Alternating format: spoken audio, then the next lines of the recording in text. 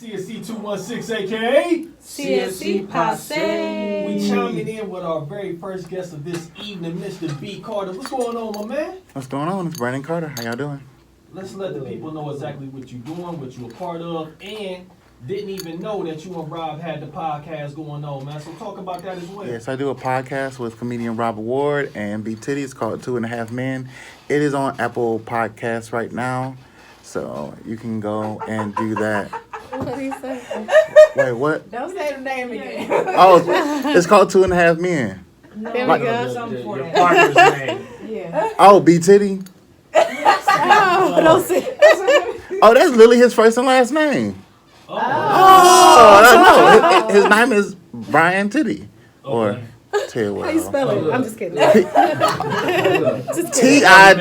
T-I-D-Y. Oh, y'all thought I said... Yes, see, there we go. That's why I said spell it. You had me. I was like, I couldn't help it. She's like, Y'all thought I said like... Yeah. Oh, come on. What grade y'all in? Right. Talk about that podcast and exactly what's that about. What are you guys trying to reach out there? You know, put out Well, some puppets. we all have, of course, 3 different points of views on each subject. These are 2 comedians. They have this joint thing going on, and I'm just the weird media guy. They're the 2, me and I'm the half. So that's how we got the name. It's, of course, it's off of the TV show, but I'm the half. And they're the 2 wholes. How long y'all been doing that? We just started it this year. We're 7 episodes in with the first season. Then we're gonna do another season coming up. So it's been pretty fun to be on to Google Apple Podcasts and then see a podcast on there. That was weird initially, and then I was excited about it. But it's amazing. What's some of your favorite topics? That we did on the show. Well, it's a lot of joking because they're comedians, and I don't think nothing's funny. Oh. So it's a lot of them joking on me. A lot of stuff about them raising their children, their daughters, having biracial relationships, dealing with those race relations, sexuality, growing up in the hood, stuff like that. So it's very good subjects and things like that. It's very fun. They are very, very funny guys. They carry the show. I'm just there. Also have my other show called Cite Your Sources on YouTube, but it's basically about Black millennials coming together, discussing, again, different hot topics that pertains to them, but we do it in the backdrop of Black-owned restaurants. So we go to different restaurants and everybody order, and then while we eat the food, whatever topic at that time is discussed, like it's a lot of back and forth about battle of the sexes, because usually men and women like to argue over stuff. So like relationships, sex questions, raising children, and things like that. So did you go with media? Like that's something like you went to school for, or just more so became a passion, and you like, this is my lane, this is what I like, this is what I do.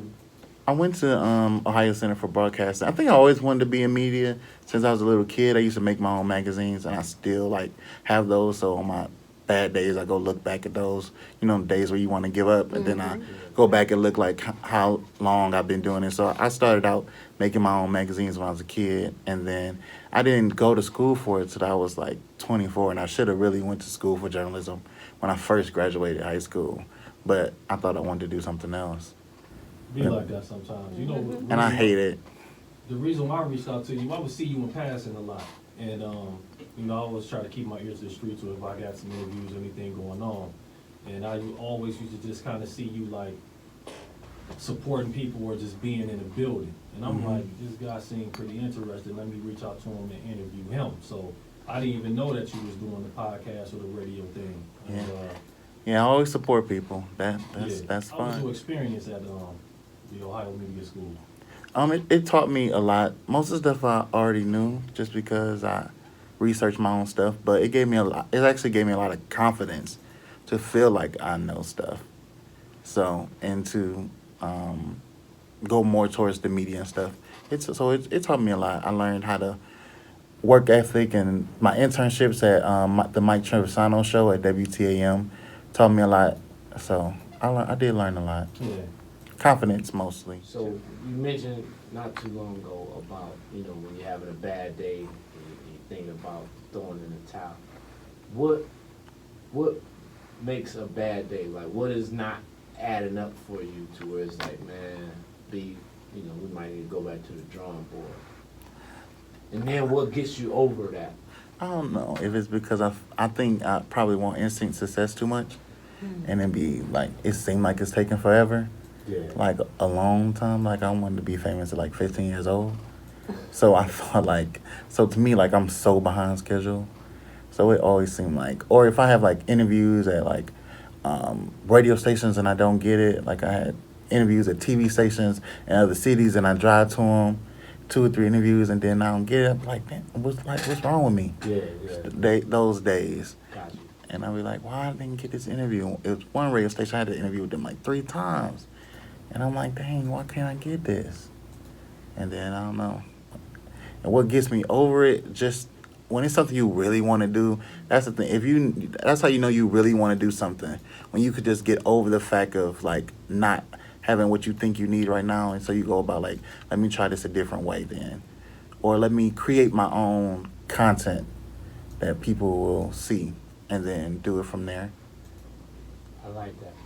That's the thing in this entertainment business. When it comes to radio, man, you have to have something that's unique for one, and that you're extremely passionate about for two. And what's meant for you was meant for you at the end of the day. You know, bottom line, you can go out to 1 million of them, and if it's not meant for you, if it's not where you're supposed to be, you're not gonna ever be. I see. But that's the beautiful thing about you being able to create your own lane and working with Rob and doing these things on your own with your podcast. You got to have belief in self before anything. You know what I'm saying? I've been on this grind for quite some time. Started off in sports, went back to the chalkboard. Ain't nothing wrong with starting over. That's right. Nothing wrong with being strategic and lining everything back up.